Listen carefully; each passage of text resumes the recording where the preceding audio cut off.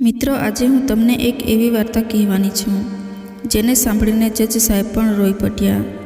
આખરે કેમ એક પિતાએ પોતાના જ દીકરા પર કેસ કર્યો. હકીકત સાંભળીને ત્યાં ઊભેલા ઓફિસરોની આંખોમાં પણ આંસુ આવી ગયા. 70 વર્ષના વૃદ્ધ હોસ્પિટલની બેન્ચ પર પોતાને ટકાવવા માટે પ્રયત્ન કરી રહ્યા હતા કે ત્યારે નર્સ બહાર આવીને કહ્યું, મગનભાઈ, તમારી પત્ની કમળાબેન તમને અંદર બોલાવી રહ્યા છે. મગનભાઈ અંદર આવ્યા તો કમળાબેન, જેના મોઢા પર ઓક્સિજન માસ્ક લાગેલું હતું, તેઓ ઓક્સિજન માસ્ક હટાવીને બોલ્યા, શું થયું? આજે પણ કેતન નથી આવ્યો? તમે એને કહ્યું નહીં કે હું એને કેટલો યાદ કરી રહી છું? મગનભાઈ ચહેરા પર ખોટી મુસ્કાન લઈને બોલ્યા, અરે હદ કરે છે તું. એવું કેમ થઈ શકે કે તારો દીકરો તને જોવા ન આવે? જ્યારે તે આવ્યો ત્યારે તું સૂતી હતી. તે તને ઉઠાડવા જઈ રહ્યો હતો, પણ મેં એને ના પાડી દીધી. હવે ફરીવાર તે આવે ત્યારે મળી લેજે. તે પોતાની ઓફિસેથી પૂરા 4 દિવસની છુટ્ટી લઈને આવ્યો છે ફક્ત તારા માટે. પછી મળી લેજે. કમળાબેન થોડા નારાજ થઈને બોલ્યા, તમે પણ હદ કરો છો. જો હું ઉઠી જાત તો એમાં શું થઈ જાત? કયો પહાડ તૂટી પડવાનો હતો? અરે હું તો આમ પણ આખો દિવસ પલંગમાં જ પડી રહું છું. અહીં પડે પડે ગમતું પણ નથી. હવે તમે મને કહો કે આપણે ઘરે ક્યારે જઈશું? ડૉક્ટર સાથે તમારી કઈ વાત થઈ? આ સાંભળીને મગનભાઈ થોડીવાર માટે ચૂપ થઈ ગયા. પછી બોલ્યા, અરે હા, ચિંતા શું કામ કરે છે? ડૉક્ટરથી મારી વાત થઈ ગઈ છે. જલ્દી જ તને ડિસ્ચાર્જ કરી દેશે. ટેન્શન ના લે. કમળાબેનને સાંત્વના આપીને મગનભાઈ બહાર નીકળ્યા અને ફરી તે જ બેન્ચ ઉપર બેસીને વિચારવા લાગ્યા. અનેક મુશ્કેલીઓ અને જિંદગીના ઉતાર ચઢાવ વિશે વિચારતા તેઓ પોતાના ભૂતકાળની યાદોમાં ખોવાઈ ગયા. મગનભાઈ પોતાના ગામના જાણીતા ધનવાનમાંથી એક હતા. તેમના પિતા ગામના સરપંચ હતા. ગામના બધા લોકો તેમનું ખૂબ જ સન્માન કરતા હતા. જ્યારથી મગનભાઈની સરકારી નોકરી લાગી ત્યારથી તો તેમના ગામમાં તેમના પિતાની આબરૂ પહેલાં કરતાં કેટલાય ગણી વધી ગઈ. મગનભાઈને નોકરી મળ્યા પછી તેમના પિતાએ પોતાના પાડોશી ગામમાં રહેવાવાળા પોતાના એક મિત્રની દીકરી સાથે મગનભાઈના લગ્ન કરાવી દીધા. ઘણા વર્ષો સુધી કમળાબેનને મા બનવાનું સુખ ના મળ્યું, એટલે ઘરવાળાઓએ મગનભાઈના બીજા લગ્ન કરાવવાનું નક્કી કર્યું. ત્યાર પછી તો કમળાબેન પૂરી રીતે ભાંગી પડ્યા હતા. બિચારા દિવસ રાત ભગવાનથી એ જ પ્રાર્થના કરતા કે કોઈપણ રીતે તેમનો ખોળો ભરાઈ જાય. અને ભગવાનની કૃપાથી લગ્નના 15 વર્ષ પછી તેમણે પોતાના દીકરા કેતનનું મોઢું જોયું. બધા માતા પિતાની જેમ તેમણે પણ પોતાના દીકરાની બધી જ ઈચ્છાઓ પૂરી કરી. દીકરાના જન્મ પછી ઘરના બધા ખૂબ જ ખુશ હતા. પરંતુ કહેવાય છે ને, ખરાબ સમય ક્યારેય પણ કહીને નથી આવતો. કંઈક એવું જ મગનભાઈ સાથે પણ થયું. તેમના માતાનું અવસાન તો પહેલાં જ થઈ ગયું હતું. પછી થોડા સમય બાદ તેમને ખબર પડી કે તેમના પિતાજીને પણ જાનલેવા બીમારી છે, જેના ઇલાજમાં મગનભાઈએ કોઈ કસર છોડી નહીં. પોતાની બધી ધન સંપત્તિ પોતાના પિતાજીને બચાવવા માટે દાવ પર લગાડી દીધી. છતાં તેઓ પોતાના પિતાજીને બચાવી ન શક્યા. ધીરે ધીરે સમય વીતતો ગયો અને હવે તેમના દીકરા કેતને 12મા ધોરણની પરીક્ષા પણ આપી દીધી. તેણે પોતાના પિતાને કહ્યું, પપ્પા, હું આગળ ભણવા માટે વિદેશ જવા માગું છું. તમે તો જાણો છો કે વિદેશમાં ખૂબ જ સારી તક મળે છે. જો અહીં ભણવાનું પૂરું કરીશ તો તે જ 20-25 હજારની નોકરીમાં સીમિત થઈને રહી જઈશ. વધારેમાં વધારે 40,000, તેનાથી વધારે પગાર અહીં કોઈ નહીં આપે. હવે તમે જ કહો, મારી આટલી મહેનત કરવાનો શું ફાયદો જો હું સારી કોલેજમાં અભ્યાસ પણ ન કરી શકું? કમળાબેને દીકરાને સમજાવવાની કોશિશ કરી, પણ મગનભાઈએ પોતાના દીકરાની આ ઈચ્છાને પણ પૂરી કરી અને પોતાની બધી જમા પૂંજી લગાડીને તેને વિદેશ ભણવા માટે મોકલી દીધો. હવે કેતન પોતાના માતા પિતાથી દૂર વિદેશમાં વસી ગયો અને અહીં કમળાબેન અને મગનભાઈ બિલકુલ એકલા રહી ગયા. કેમ કે કેતન તેમનો એકનો એક દીકરો હતો. દિવસ રાત બસ પોતાના દીકરાને યાદ કરતા રહેતા.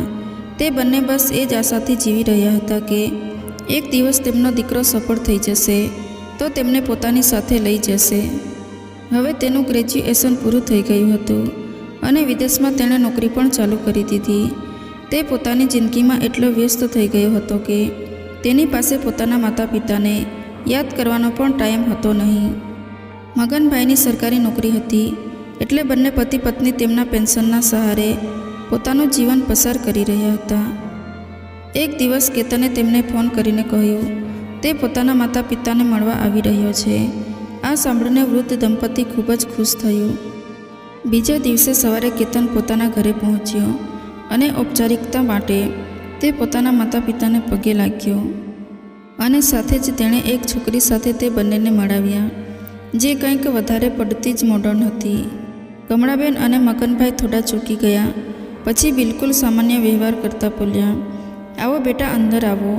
ઘણા દિવસો પછી અમારો દીકરો પોતાના ઘરે પાછો આવ્યો છે. આવો બેટા. કેતન પોતાના રૂમમાં ગયો અને તે છોકરીને મહેમાનોના રૂમમાં મોકલી અને કહ્યું, પોતપોતાના રૂમમાં જઈને આરામ કરો. કમળાબેન અને મગનભાઈ બંને પોતાના ઘરના નાનકડા એવા બગીચામાં બેસીને વાતો કરી રહ્યા હતા. કમળાબેન બોલ્યા, આજનો દિવસ ખૂબ જ શુભ છે. કેટલા વર્ષો પછી આપણો દીકરો આપણી પાસે આવ્યો છે. મગનભાઈ પોતાના દીકરાના આવવાથી ખુશ તો હતા, પણ તેઓ મનમાં ને મનમાં કંઈક વિચારી રહ્યા હતા અને બોલ્યા, કમળા, તને કદાચ યાદ નથી, તારો દીકરો પાછલી વાર જ્યારે આવ્યો હતો મારા રિટાયરમેન્ટની પાર્ટીમાં, ત્યારે પણ આપણે આવી જ રીતે ખુશ થઈ રહ્યા હતા. પણ વાસ્તવમાં તે આપણી ખુશીઓમાં સામેલ થવા માટે નહીં, પણ મારા રિટાયરમેન્ટના રૂપિયા જે મને તે વખતે મળ્યા હતા તે લેવા માટે આવ્યો હતો. અને જ્યારે તેને તે રૂપિયા મળી ગયા તો બીજા જ દિવસે તે જતો રહ્યો હતો. તમે પણ કેવી વાતો કરી રહ્યા છો? આપણું જે કંઈ પણ છે તે બધું કેતનનું જ તો છે. આજે નહીં તો કાલે આપણે આમ પણ બધું તેને જ આપવાનું છે. કમળા તો સમજી નથી રહી.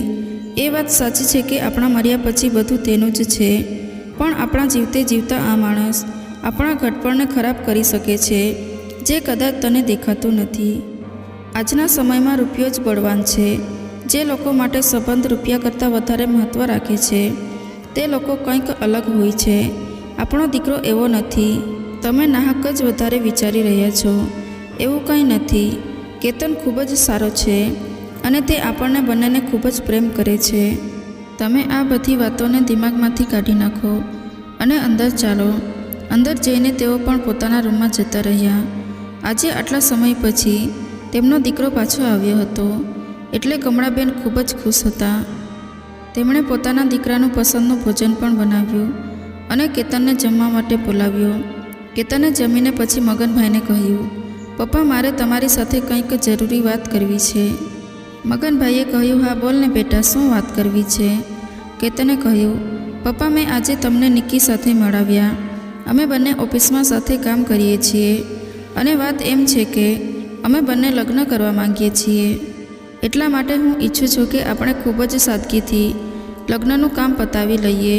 પછી 3 દિવસ બાદ જ અમારે પાછું પણ જવાનું છે. મેં રજિસ્ટ્રાર ઓફિસમાં પહેલાં જ એપ્લાય કરી દીધું હતું. મગનભાઈ ચોંકી ગયા એ સાંભળીને કે કેતને પહેલાં જ રજિસ્ટ્રાર ઓફિસમાં એપ્લાય કરી દીધું છે. એમને જાણે પોતાના કાન પર વિશ્વાસ ન થયો. તેઓ બોલ્યા, શું કહ્યું તે? પહેલાંથી જ રજિસ્ટ્રાર ઓફિસમાં એપ્લાય કરી દીધું છે? ના અમને પૂછ્યું કે ના અમને જાણ કરી. તે પોતાની રીતે જ નિર્ણય લઈ લીધો કે તારે કોની સાથે લગ્ન કરવા છે અને આ વાત તે અમને જણાવવી પણ જરૂરી ના સમજી. તે આટલો મોટો નિર્ણય અમારી મરજી જાણ્યા વગર કે અમને પૂછ્યા વગર જ લઈ લીધો. એટલે કેતન બોલ્યો, પપ્પા પ્લીઝ, તમે ઓવર રિએક્ટ કરી રહ્યા છો અને આમ પણ તમને પૂછવાની શું જરૂર છે? લગ્ન તો મારે કરવા છે અને આખી જિંદગી અમારે સાથે રહેવાનું છે, એટલે અમારા બંનેની મરજી વધારે જરૂરી છે. તમારું શું છે? તમે તો ગામડાની કોઈ પણ છોકરી સાથે મારા લગ્ન કરાવી નાખત, પણ મારે કોઈ ગામડાની છોકરી સાથે નહીં, પણ મારા લેવલની છોકરી સાથે લગ્ન કરવા હતા, જે મને મળી ગઈ છે. કમળાબેન થોડા તેજ અવાજમાં બોલ્યા, કેતન, કદાચ તું ભૂલી ગયો છે કે તું પોતાના પપ્પા સાથે વાત કરી રહ્યો છે. અમે તને વિદેશ ભણવા માટે મોકલ્યો હતો, એટલા માટે નહીં કે તું પોતાના બધા જ સંસ્કાર અને મોટાઓનું માન સન્માન ભૂલી જાય. તને એટલી પણ ખબર નથી પડતી કે પોતાનાથી મોટા સાથે આટલા ઊંચા અવાજમાં વાત ન કરવી જોઈએ. પ્લીઝ મમ્મી, હવે તું પણ શરૂ ન થઈ જતી. મેં એવો પણ કંઈ ગુનો નથી કરી નાખ્યો. અરે તમને બંનેને જાણ તો કરી રહ્યો છું. એવું તો નથી કે મેં લગ્ન કરી લીધા છે અને તમને જાણ નથી કરી. તમને બંનેને જણાવીને જ લગ્ન કરી રહ્યો છું ને, છતાં પણ આટલું નાટક કરવાની શું જરૂરત છે? કમળાબેન પોતાના દીકરાનું આવું બદલાયેલું રૂપ જોઈને આશ્ચર્યચકિત રહી ગયા અને બોલ્યા, નાટક? તને તારા માતા પિતાની ચિંતા, તેમનો પ્રેમ એક નાટક લાગી રહ્યું છે. એવું નથી કેતન કે અમને તારી ખુશીઓથી કોઈ પરેશાની છે. બસ અમે નથી ઈચ્છતા કે તારી જિંદગીમાં કોઈ ખોટી વ્યક્તિ આવી જાય જેના લીધે તારે આખી જિંદગી પછતાવવું પડે. કમળાબેનનું આટલું કહેતા જ નિકી જમવાની પ્લેટને ઘા કરતા બોલી, કેતન, તું અહીં મારું અપમાન કરવા માટે મને લઈને આવ્યો છે. તને દેખાતું નથી તારી આ માં મારું કેટલું અપમાન કરી રહી છે અને તું ચૂપચાપ સાંભળી રહ્યો છે. તારા મોઢામાંથી તો એક શબ્દ પણ નીકળી નથી રહ્યો. જો અત્યારે તારી આવી હાલત છે તો લગ્ન પછી શું થશે? મારે એવા વ્યક્તિ સાથે નથી રહેવું. તને તારા ઘરવાળા મુબારક. હું જાઉં છું. પગ પછાડતી નિકી પોતાના રૂમમાં જતી રહી. શું મમ્મી, ફાલતુનું નાટક કરી રહ્યા છો તમે બંને? કઈ વાત વગર જ બિચારીને રોવડાવી નાખી. તમે લોકો પણ ક્યારેય બદલી નહીં શકો. ગામડાના જૂનવાણી વિચારવાળા જ રહેશો. એમ કહેતો કેતન ગુસ્સામાં નિકીના રૂમમાં ગયો. કમળાબેન અને મગનભાઈ સ્તબ્ધ થઈને ઊભા જ રહી ગયા. પોતાના દીકરાના મોઢેથી આવી વાત સાંભળીને તેમને પોતાના કાન ઉપર વિશ્વાસ નહોતો થઈ રહ્યો.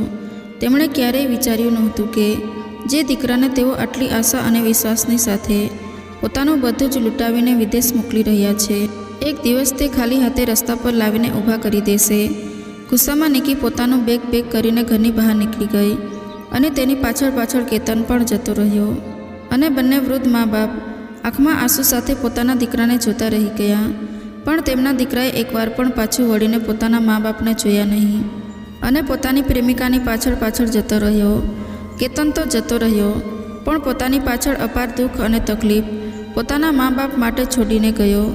તે બંને જે તકલીફમાંથી પસાર થઈ રહ્યા હતા, આ સમયે તેનો અંદાજો કોઈ લગાવી શકે તેમ નહોતું. બંને પોતાનું દુઃખ પોતાના મનમાં દબાવીને ફરી પોતાની જિંદગી જીવવા લાગ્યા. મગનભાઈએ જે લોકો પાસેથી વ્યાજે રૂપિયા લઈને પોતાના દીકરાને વિદેશ ભણવા મોકલ્યો હતો, તે લોકો રૂપિયા માંગવા માટે ઘર સુધી આવવા લાગ્યા. તેમણે કેતનને ફોન કર્યો અને બધી વાત જણાવી, પણ કેતને ગુસ્સામાં તેમને જ 4 વાતો સંભળાવી દીધી.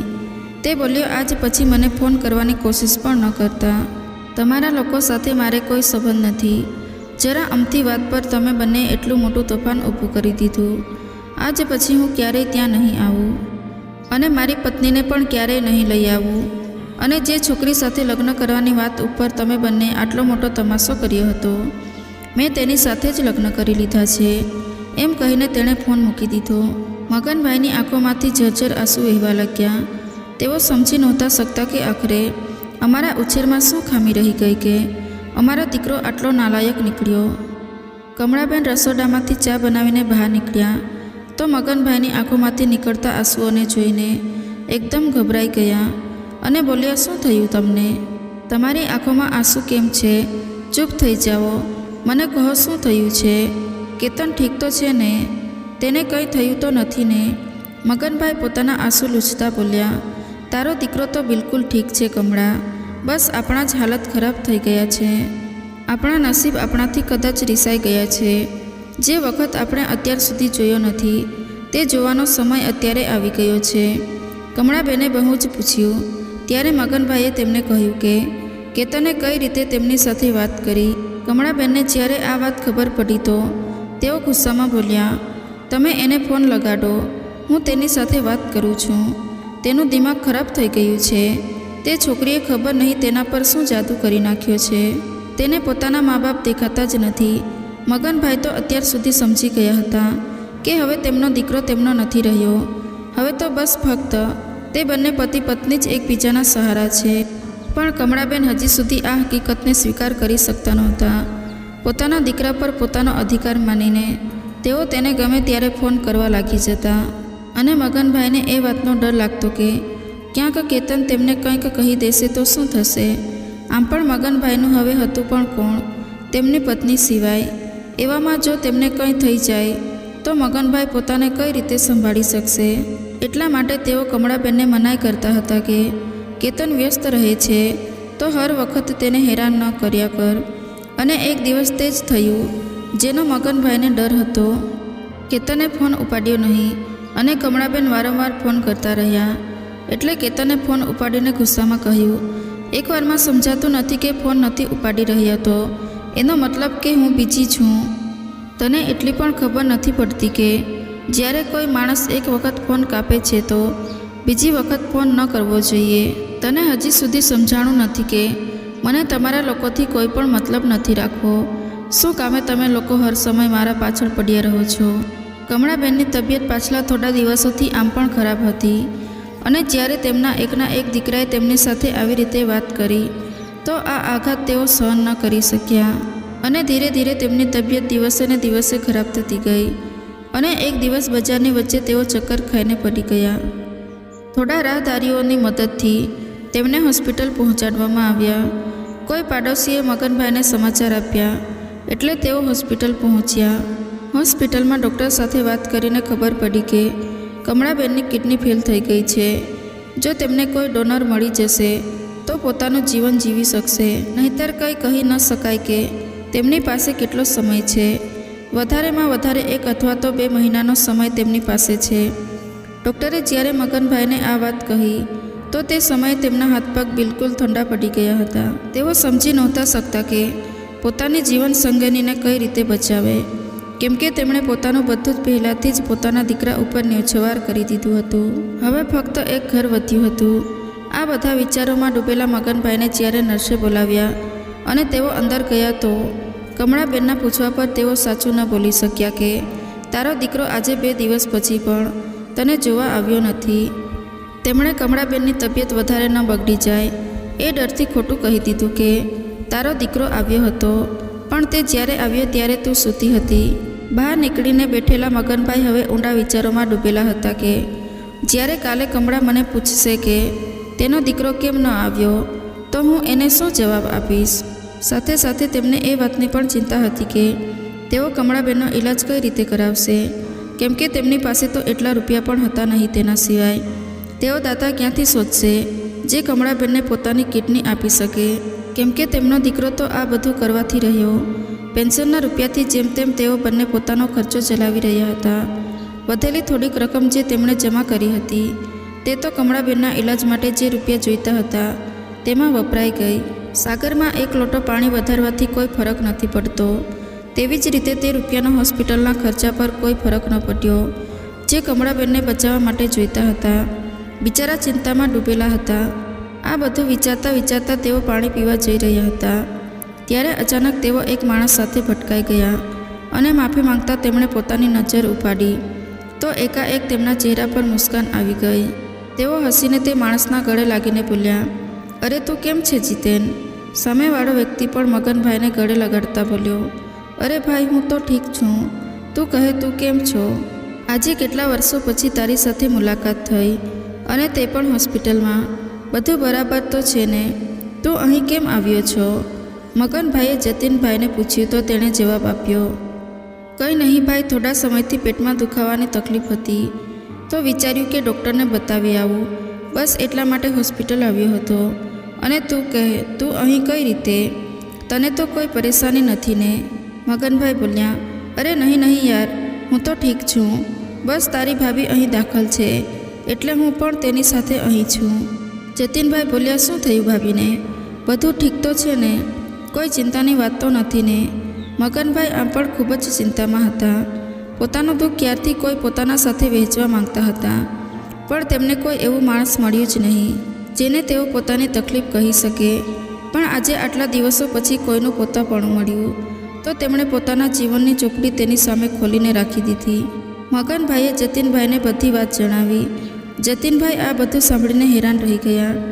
એક મગનભાઈ હતા જેમણે પોતાના પિતાનો જીવ બચાવવા માટે પોતાનું બધું જ વેચી નાખ્યું હતું અને એક તેમનો દીકરો છે જે પોતાની માને બચાવવા માટે કંઈ નથી કરી શકતો, એટલે સુધી કે તે તેમને જોવા પણ નથી આવી શકતો. જતીનભાઈને પણ આ સાંભળીને ખૂબ જ દુઃખ થયું, પરંતુ તેઓ દુઃખી થઈને મગનભાઈના દુઃખમાં ઉમેરો કરવા નહોતા માંગતા. એટલે તેઓ પોતાના મિત્રને હિંમત આપતા બોલ્યા, આ સમય રોવાનો કે હિંમત હારવાનો નથી, પણ આ સમય તો સંયમ, ધૈર્ય અને દિમાગથી કામ લેવાનો છે. આ સમય છે તે લોકોને પાઠ ભણાવવાનો જેમણે તારા અને ભાભી સાથે ખોટું કર્યું છે.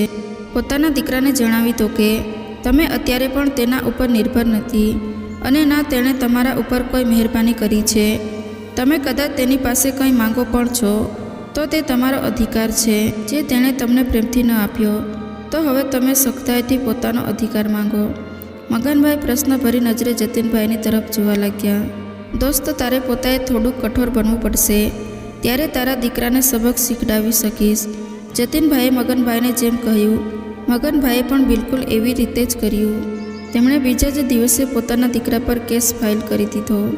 છેતરપિંડીનો કેસ તેમણે પોતાના દીકરા પર કર્યો. પોતાના રિટાયરમેન્ટ સમયે મળેલી રકમ જે તેમણે તેને આપી હતી તે પાછી આપવાની માંગ કરી. વિદેશમાં રહેતા કેતનને જ્યારે નોટિસ પહોંચી તો તે બીજા જ દિવસે ઇન્ડિયા આવી ગયો. ભારત પહોંચીને તે પોતાના પિતાને મળવા તેમના ઘરે પહોંચ્યો, જ્યાંથી તેમણે કેતનને એમ કહીને ભગાડી દીધો કે આગળની વાત તારી સાથે મારો વકીલ કરશે, અને જો તું મારા રૂપિયા આપવા તૈયાર છો તો હું આ કેસ પાછો લઈ લેવા માટે પણ તૈયાર છું. એટલે કેતન બોલ્યો, તે રૂપિયા મારી પાસે નથી, તે તો ક્યારના ખર્ચ થઈ ગયા છે. અને કેવા બાપ છો તમે, તમને જરાય પણ શરમ ના આવી? પોતાના દીકરા પર ભલા કયો બાપ કેસ કરે છે?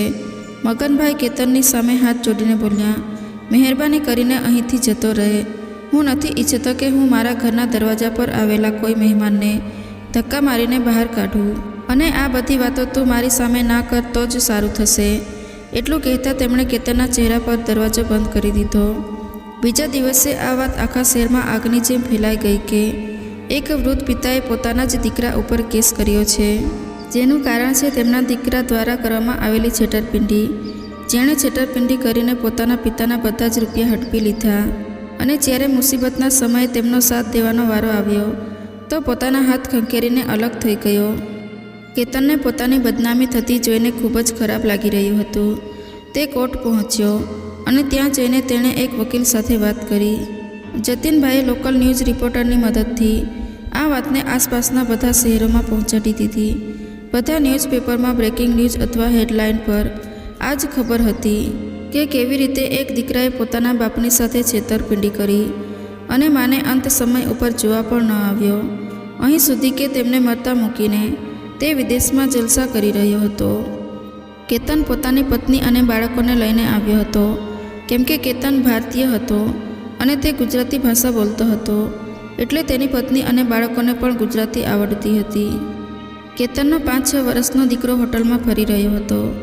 જ્યારે રૂમ સર્વિસનો એક માણસ ચાલીને આવ્યો ત્યારે તેણે ન્યૂઝપેપરમાં પોતાના પપ્પાનો ફોટો જોયો, જે જોઈને પહેલાં તો તે ડરી ગયો. પછી તેણે જે ચા આપવા આવ્યો હતો તેને પૂછ્યું, એટલે સ્ટાફના માણસે તેને કહ્યું કે આ માણસ જેનો ફોટો આ છાપામાં છે એ ખૂબ જ મોટો દગાબાજ છે, ખૂબ જ નાલાયક માણસ છે. બેટા, આ ખૂબ જ ખરાબ માણસ છે, આના વિશે ન પૂછ. આણે તો પોતાના મા અને બાપને તેમના ઘડપણમાં મરવા માટે મૂકી દીધા અને ચાલાકીથી તેમના બધા જ રૂપિયા ઝડપી લીધા. કેતન જ્યારે કોર્ટ થઈને પાછો આવ્યો તો તેનો દીકરો તેને કહેવા લાગ્યો, પપ્પા, તમે દગાબાજ અને નાલાયક દીકરા છો. પોતાના નાનકડા દીકરાના મોઢેથી આ સાંભળીને પાણી પીતો કેતન ઊભો રહી ગયો અને પાણી તેના ગળામાં જ રહી ગયું. તે આશ્ચર્યની સાથે બોલ્યો, તું આ બધું શું કહી રહ્યો છે અને તને આ બધું કોણે શીખવ્યું? ત્યારે તે નાનકડો દીકરો બોલ્યો, પપ્પા, તમે તમારા પપ્પાની સાથે એટલું ખરાબ વર્તન કેમ કર્યું? તમે એમને ચીટ કેમ કર્યા? તમે એમના બધા રૂપિયા લઈ લીધા અને હવે તમારી મમ્મા બીમાર છે તો તમે એમને જોવા પણ નથી જતા. કેતન બોલ્યો, બેટા, હું આ બધું તારા ભવિષ્ય માટે કરી રહ્યો છું. આને ચીટ કરવાનું ના કહી શકાય. માણસે પોતાના વિશે વિચારવું જોઈએ. ત્યારે તેનો દીકરો બોલ્યો, પપ્પા, જ્યારે તમે વૃદ્ધ થઈ જશો અને હું મોટો થઈ જઈશ તો હું પણ એવું જ કરીશ. તમારા બધા જ રૂપિયા લઈ લઈશ, કેમ કે મારે પણ પોતાના વિશે વિચારવું જોઈએ ને પપ્પા. નાના બાળકે નિર્દોષ ભાવથી જવાબ આપ્યો, પણ તેના આ જવાબે કેતનને હચમચાવીને રાખી દીધો. પોતાના દીકરાના મોઢેથી જ્યારે તેણે સાંભળ્યું કે તેનો દીકરો મોટો થઈને તેને પણ આવી રીતે છોડી દેશે, દર્દની ઠોકરો ખાવા, તો હવે તેને અહેસાસ થયો કે તેના મા બાપ ઉપર શું વીતી રહ્યું હશે, જેમણે તેના માટે શું ન કર્યું. પોતાની બધી જ ખુશીઓ ત્યાગી દીધી, પોતાનું બધું જ નીછેવાર કરી દીધું, અને આજે જ્યારે તેમને જરૂર છે તો તેણે પોતાનો હાથ ઉપર કરી લીધો. આખા શહેરમાં કેતનનો કેસ એટલો વધારે હાઈલાઇટ થઈ ગયો હતો કે તેના વિશે લગભગ શહેરના હર વ્યક્તિને બધી જ ખબર હતી. એક વૃદ્ધ મહિલાની જિંદગી આ કેસ ઉપર નિર્ભર હતી, એટલે આ કેસને ખૂબ જ સિરિયસલી લઈને જલ્દીથી જલ્દી તેના ઉપર સુનવાઈ કરવામાં આવી. અદાલતમાં કેતન અને મગનભાઈ બંનેને બોલાવવામાં આવ્યા અને વકીલે પોતાની કાર્યવાહી શરૂ કરી. મગનભાઈના વકીલે કેતનને સવાલ કરવાના શરૂ કર્યા તો કેતનની સીટીપીટી ગુલ થઈ ગઈ. આમ પણ આજે કેતનની આંખોમાં ચાલાકી અને દગાબાજીની જગ્યાએ પછતાવો અને દુઃખ હતું. જ્યારે જજ સાહેબે મગનભાઈને પૂછ્યું કે તમે તમારા દીકરા ઉપર કેસ કેમ કર્યો, એટલે મગનભાઈએ બધી જ હકીકત જણાવી દીધી. બચપણથી લઈને આજ સુધી તેમણે પોતાના દીકરા માટે શું કર્યું, શું ન કર્યું, કયા હાલતોમાં તેમણે તેને વિદેશ મોકલ્યો, બધું જ તેમણે કહ્યું. પોતાની જીવનગાથા જણાવતા જણાવતા તેઓ પોતાની ભાવના ઉપર કાબૂ ન રાખી શક્યા અને બધાની સામે રડવા લાગ્યા. તેમને આવી રીતે જોઈને અને તેમની હકીકત સાંભળીને ત્યાં ઉપસ્થિત દરેક વ્યક્તિની આંખમાં આંસુ આવી ગયા કે આખરે કેવી રીતે સંતાન પોતાના માતા પિતાના સમય પર પોતાનું બાળપણ ભૂલી જાય છે, કેવી રીતે બાળકો પોતાના વૃદ્ધ માતા પિતાને હેરાન થવા માટે છોડી દે છે. કેતનને પણ પોતાની ભૂલનો અહેસાસ થઈ ગયો હતો. તેણે બધાની સામે પોતાની ભૂલ સ્વીકારી લીધી અને હાથ જોડીને મગનભાઈ પાસે માફી માંગવા લાગ્યો અને તેમના બધા જ રૂપિયા પાછા આપવાનો વાયદો કર્યો. અહીં સુધી કે તે પોતાની માને કિડની દેવા માટે પણ તૈયાર થઈ ગયો. હવે જ્યારે તે પોતાના પિતાને રૂપિયા દેવા માટે તૈયાર થઈ ગયો તો મગનભાઈએ પણ પોતાનો કેસ પાછો લઈ લીધો અને કેતનને લઈને હોસ્પિટલ ગયા, જ્યાં કમળાબેન દાખલ હતા, જે લગભગ કંકાલ જેવા થઈ ગયા હતા. તેમના કમજોર ચહેરા પર કરચલી હતી. પોતાની ઝૂકેલી આંખોથી જ્યારે તેમણે પોતાના દીકરાને જોયો તો તેમના ચહેરા પર ચમક આવી ગઈ. તેમણે પોતાના ધ્રુજતા હાથે કેતનને પોતાની પાસે બોલાવ્યો. આજે પહેલીવાર કેતન પોતાની માની હાલત જોઈ નહોતો શકતો.